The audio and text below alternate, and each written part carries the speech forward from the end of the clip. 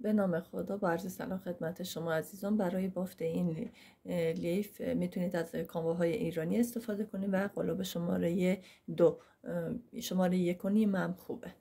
برای شروع بافت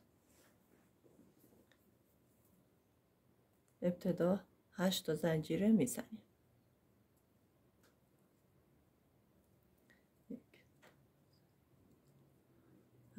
6 7 8. دو سر زنجیره رو با پای بست به هم دیگه وصل میکنیم. برای شروع رچ 3 تا زنجیره میزنیم و داخل حلقه ایجاد شده 19 تا پای بلند میبافیم که با این 3 تا زنجیره میشه 20 تا پای بلند.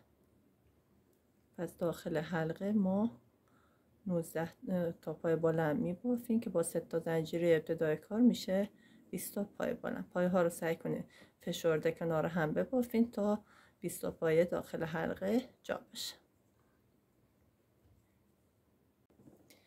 20 تا پای بلندم رو بافتم و الان به زنجیره سوم ابتدای کار بست میزنم. 1 2 3. برای شروع رچ 3 تا زنجیره میزنم، نخ روی قلاب میندازم و همونجا کنارش یک دونه پای بلند میبافم.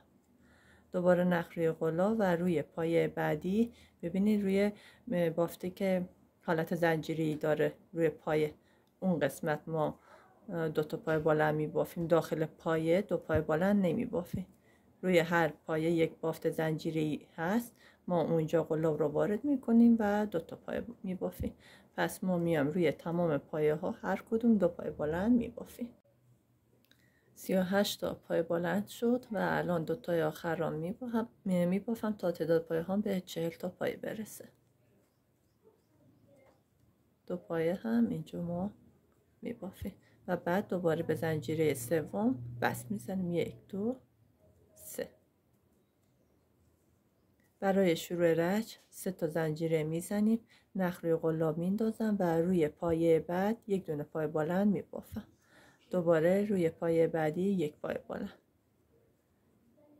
4 تا پای بلند دیگه هم میبافم. 1 2 3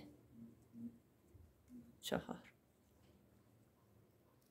پس ببینید ما با این 3 تا زنجیره 1 2 3 4 5 6 7 تا پای بلند میبافیم. بعدش یه دونه زنجیره میزنیم، نخ روی قلاب میندازیم و روی پای بعد یعنی اینجا ما 3 تا پای بلند میبافیم. 1 2 3. بعدش یه دونه زنجیره دوباره روی پای بعد اینجا یک پایه، روی پای بعد یک پایه، یعنی روی 7 تا پای بعدی هر کدوم یک دونه پای بلند میبافیم. پس ببینید 1 2 3 3 تا پای بافتم، 4 تا دیگه هم میبافم که بشه 7 تا پای بلند.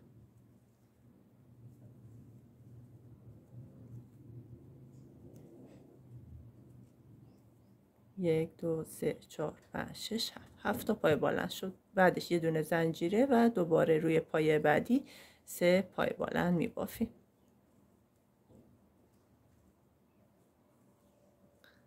یه زنجیره و دوباره روی 7 تا پای بعدی هر کدوم یک دونه پای بلند میبافیم. بافت رو تا انتها به همین ترتیب انجام میدیم. به انتهای رج رسیدم. ببینید 7 تا پای بلند رو بافتم و رسیدم به پای آخر. اینجا باید 3 تا پای بلند ببافم. دقت کنید که قبل و بعد 3 تا پای بلند ما باید یه دونه زنجیره رو بزنیم. پس اینجا که 7 تا پای بلند بافتم یه دونه زنجیره رو میزنم و بعد اینجا 3 تا پای بلند میبافم. 3 تا پای بلند رو که بافتم بعدش یه زنجیره و به زنجیره سوم ابتدای کار بست میزنیم. دوباره قلاب رو وارد این پایه میکنم. ببینید پای بعدی اینجا وارد میکنم، نخ میگیرم و یه دونه بست میزنم و برای شروع رچ 3 تا زنجیره میزنم، نخ روی قلاب و روی پای بعدی یک دونه پای بلند میبافم. روی پای بعد یک پایه، روی پای بعد یک پایه، روی پای بعد یک پایه و روی این پایه هم یک پایه. ببینید تعداد پایه هامون باید 6 تا پای بلند باشه که این 3 تا زنجیر هم حکم یک پای بلند رو داره. 1 2 3 4 5 6 6 تا پای بلند شد. الان رسیدیم به این تک زنجیره که قبل 3 تا پای بلند زدیم. اینجا که پای بلند آخر رو بافتم یه دونه زنجیره میزنم، نخ روی قلاب میندازم و قلاب رو وارد این تک زنجیره رج قبل میکنم و اینجا 3 تا پای بلند میبافم.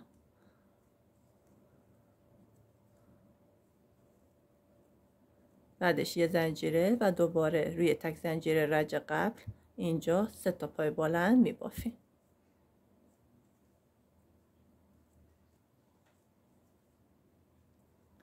بعدش یه زنجیره نخ روی قلاب میندازم. ببینید این پای اول رو نمی بافی، از پای بعد شروع به بافت میکنی.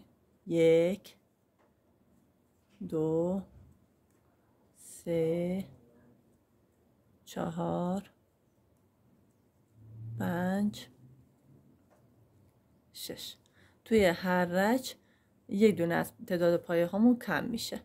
بعدش یه زنجیره و اینجا روی تک زنجیره رج قبل 3 پای بلند میبافیم. یه زنجیره و روی تک زنجیره رج قبل 3 پای بلند میبافیم. یه زنجیره نخ روی قلاب میندازم و روی این پای بافتی انجام نمیدیم و از پای بعدی شروع به بافت میکنیم. بافت رو به همین ترتیب ادامه میدیم. به انتهای رج رسیدم و اینجا هم 3 تا پای بلند رو بافتم. بعدش یه دونه زنجیره زدم و الان به زنجیره سوم ابتدای کار بست میزنم.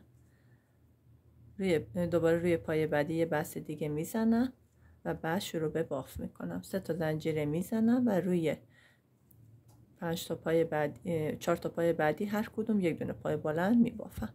تعداد پایه هامون توی این رج از 6 پایه باید به 5 تا پای بلند برسه. ببینید 1 2 3 4 5 تا پای بلند. بعدش یه زنجیره و اینجا 3 پای بلند، یه زنجیره، دوباره این قسمت 3 پای بلند، یه زنجیره و دوباره این قسمت 3 پای بلند،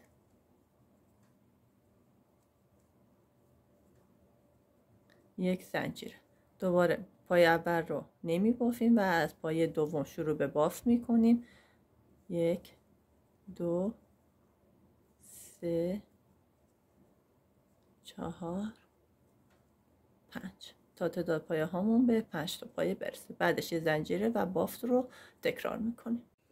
به انتهای رج رسیدم. 3 تا پای بلند آخر رو هم بافتم، یه زنجیره زدم و الان به زنجیره سوم ابتدای کار بست میزنم. یه بست دیگه میرم جلو و بعد 3 تا زنجیره میزنم و 1 2 3 پای بلند میبافم که با 3 تا زنجیره میشه 4 تا پای بلند. یه دونه زنجیره و بعد روی تک زنجیره 3 پای بلند، یه زنجیره، 3 پای بلند، یک زنجیره، 3 پای بلند، یه زنجیره و اینجا دوباره 3 تا پای بلند میزنم و بعدش یه زنجیره. این پایه را نمی بافم و روی 4 تا پایه بعدی 1 2 3 4 هر کدوم یه دونه پای بلند می بافیم. بافتمون رو به همین ترتیب ما ادامه میدیم. تو هر رج از تعداد پایه ها یکی کم میشه تا تعداد پایه هامون به یک دونه پایه برسه. بافتمون به این شکل میشه. الان من به رجی رسیدم که تعداد پایه هام به یک پایه بلند میرسه. توی این رج بعد اینکه کار اتصال رو انجام دادیم روی پایه بعد اینجا قلاب رو وارد میکنم و یه دونه بست میزنم و برای شروع رج 3 تا زنجیره میزنم. یه دونه زنجیره دیگه هم اینجا میزنم، نخ روی قلاب میندازم و داخل این فضا 3 تا پایه بلند میبافیم.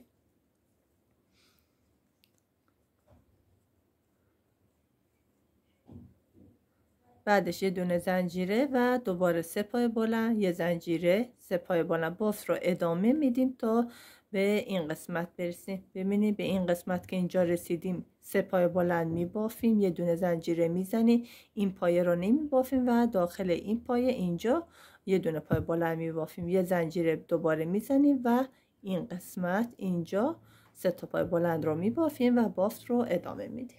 ببینید بافتمون به این شکل میشه.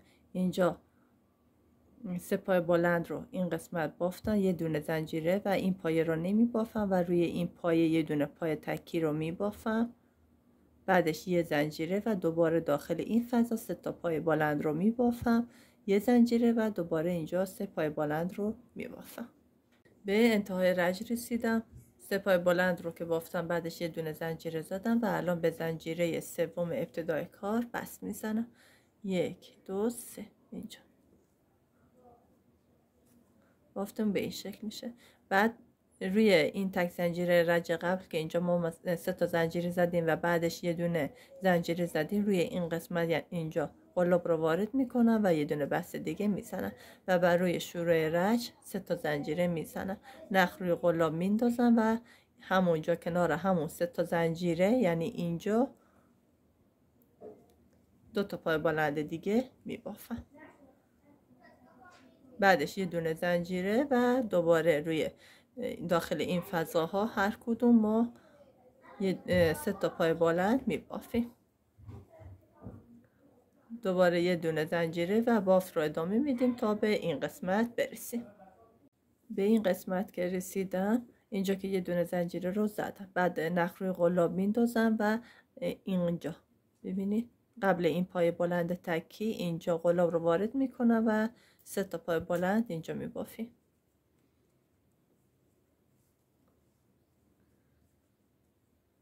بعدش یه دونه زنجیره دوباره بعد این یه دونه پای بلند که اینجا هست اینجا ببینید اینجا قلاب رو وارد میکنم و اینجا 3 تا پای بلند میبافم.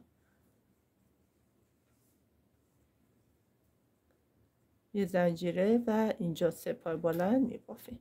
بافت رو ما به همین ترتیب ادامه میدیم تا به انتهای رج برسیم. به انتهای رج رسیدم. اینجا 3 تا پای بلند رو بافتم، یه دونه زنجیره زدم و الان به زنجیره سوم ابتدای کار بست میزنیم. برای شروع رج 3 تا زنجیره میزنم و بعدش یه دونه زنجیره دیگه میزنم، نخ روی قلاب میندازم و اینجا داخل این فضا 3 پای بلند میبافیم. من این رج رو میبافم تا اندازه گردی دست برسه، ولی اگر از شما مثلا به اندازه دستتون رسیده دیگه نیاز نیست این رج رو ببافید. بعدش یه دونه زنجیره و بافت رو ادامه میدم تا به این قسمت برسم. میبینی به این قسمت که رسیدم اینجا یه دونه زنجیره رو زدم، نخ روی قلاب میندازم و روی تک زنجیر رج قبل یعنی اینجا 3 پای بلند میبافم.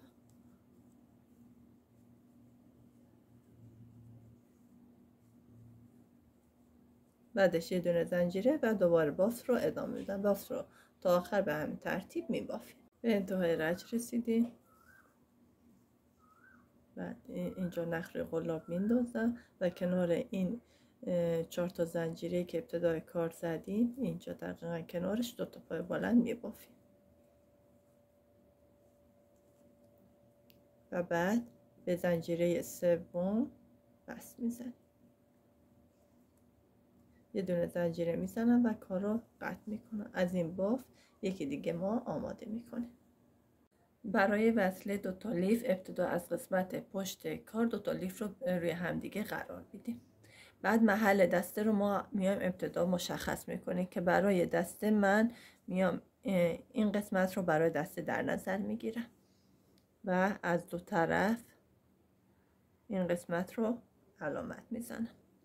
شما بستگی به ساز دست مورد نظرتون داره. نگاه کنید که اگه مثلا این اندازه برای دستتون اوکیه همین اندازه در نظر بگیرید. اگه مثلا احساس میکنید که کوچیکه میتونید یک پایه از 2 طرف بیان عقب، فقط باید تعداد پایه هایی که میان عقب این 2 طرف برابر باشه. مثلا این قسمت رو علامت میذارم و بعد میام این دور تا دور لیف رو وصل میکنم. با رنگ مورد نظر ابتدا یک گره ایجاد میکنم و از همون جایی که علامت زدم از اینجا قلاب رو وارد بافت میکنم از هر 2 طرف.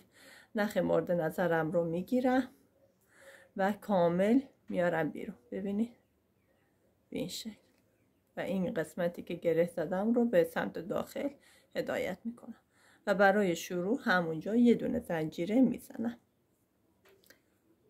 و دوباره همونجا قلاب رو وارد میکنم، نخ میگیرم و یه دونه پای کوتاه اونجا میبافم.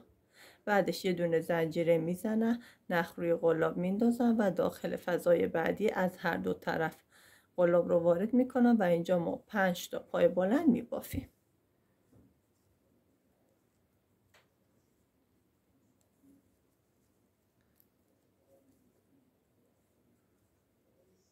سه، چهار، پنج. بعدش یه دونه زنجیره میزنم و داخل فضای بعدی اینجا قلاب رو وارد میکنم، یه پای کوتاه، دوباره یه دونه زنجیره، نخ روی قلاب و داخل این فضا 5 تا پای بلند میبافیم.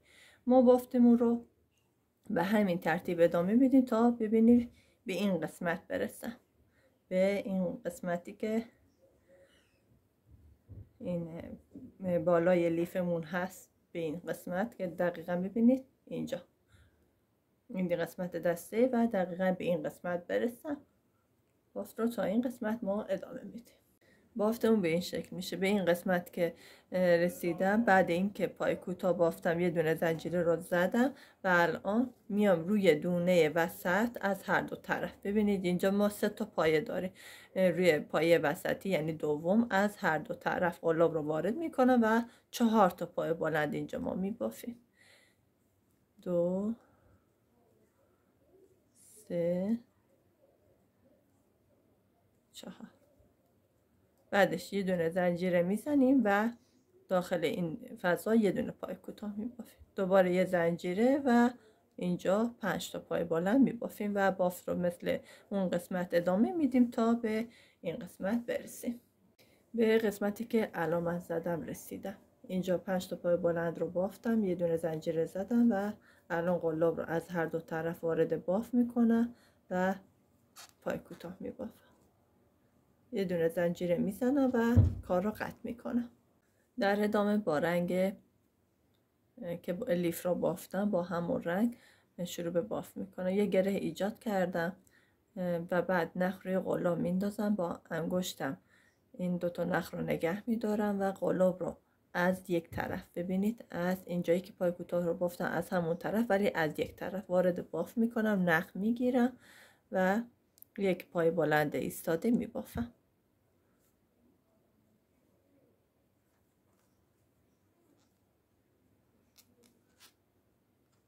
به این شکل یک پای بلند ایستاده بافتم. این نخهای اضافه رو هم لابلای بافتم میارم، دوباره همونجا یک پای بلند دیگه میبافم. اگه پای بلند ایستاده سختتون بود میتونید به جای پای بلند ایستاده 3 تا زنجیره بزنید، مشکلی نداره. اینجا ما باید 3 تا پای بلند داشته باشیم به این شکل. بعدش یه دونه زنجیره و دوباره داخل این فضا 3 پای بلند میبافیم و بافتمون رو همینطور ادامه میدیم تا به طرف دیگه لیف برسیم. ببینید 3 پای بلند یه زنجیره تا به این قسمت برسیم. به این قسمتی که پای کوتاه زدیم رسیدیم. اینجا هم نخ روی قلاب میندازم و از یک طرف، ببینید از یک طرف قلاب رو وارد باف میکنم و 3 پای بلند میبافم.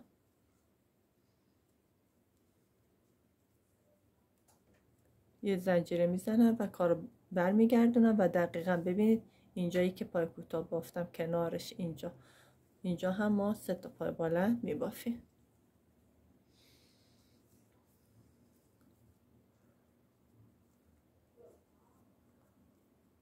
یه دونه زنجیره و دوباره 3 پای بلند یه زنجیره و بافت رو به همین ترتیب ادامه میدیم تا به این قسمت برسیم. به انتهای رج رسیدم و اینجا هم ببینید 3 تا پای بلند میبافم.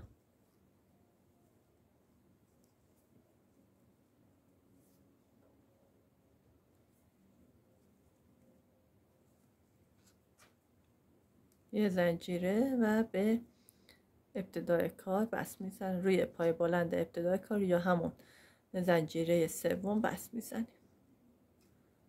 و برای شروع رج همونجا ما 4 تا زنجیره میزنیم. ببینید این 3 تا زنجیره حکم یک پای بلند رو داره، یه دونه زنجیرم که بین 3 پای بلند ها داریم و بعد اینجا باید بنابراین باید 4 تا زنجیره داشته باشه. نخروی قلاب میندازم و اینجا 3 پای بلند میبافیم.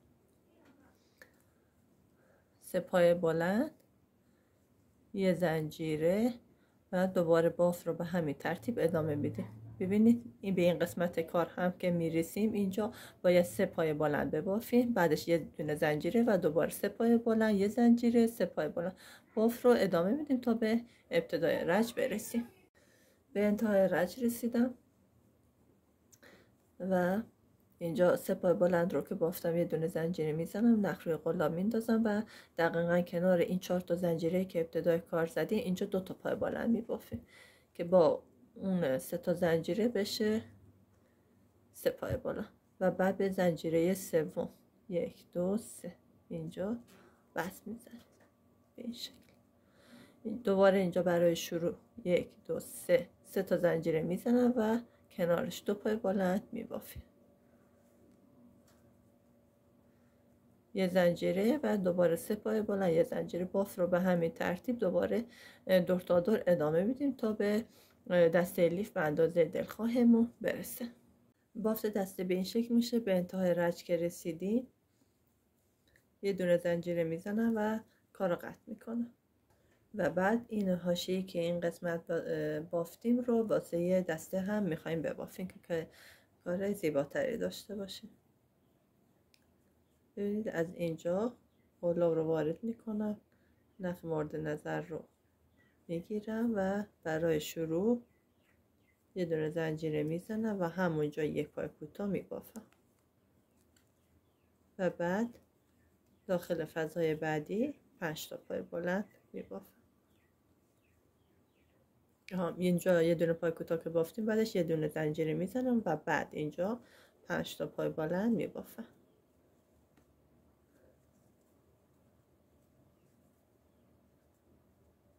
3 4 5 بعدش یه دونه زنجیره و دوباره داخل این فضا یک پای کوتاه، یه زنجیره و دوباره 5 تا پای بلند. به انتهای رج رسیدم و به پای کوتاه ابتدای کار بس میزنیم و بعد برای بندش به اندازه 20 تا یا 18 تا زنجیره میزنیم